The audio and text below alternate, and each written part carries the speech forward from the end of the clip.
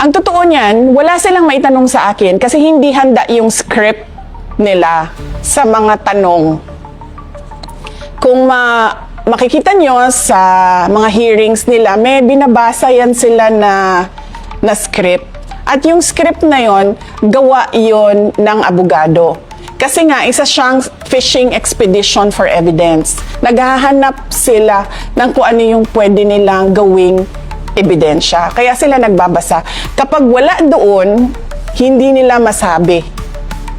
Kasi lahat yan, nakikita nyo, binabasa lang nila. Base sa kung ano yung sinabi ng abogado na itanong ninyo. Kasi ito yung kailangan namin na ebidensya. Na ito din yung sinasabi ko lagi sa lahat ng abogado. Hindi ka pwedeng magbukas ng in aid of legislation, tapos gagamitin mo yung kapangyarihan ng committee na yon para ka kumuha ng ebidensya at sasabihin mo, ay, ito yung kamalian. Nakikita na namin. Hindi pwede yun.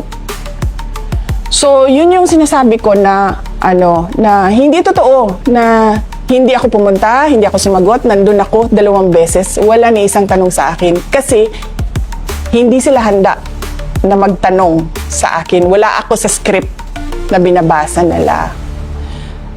Pangalawa, kahit pa man na alam ko na fishing expedition yon ng ebidensya, nandun pa rin ako.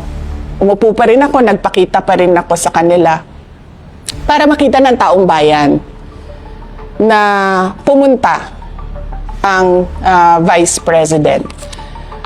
Pero kasi, mahaba yung timeline ng mga pangyayari para ko masabi sa inyo at para maipakita ko sa inyo kung paano nila dinevelop yung impeachment at yung mga sinasabi nilang ebidensya nila. So kung okay lang sa inyo, simulan ko siya sa May 11, 2023. Ito yung pinakaunang binanggit ng Makabayan Block ang confidential funds. Sabi nila, kapag daw ako ay naging NTF-ELCAC Vice Chair, ay makakahawak daw ako or makakakontrol daw ako ng mas marami pang confidential funds. So, as early as May 11, 2023, nakikita nyo may script na sila.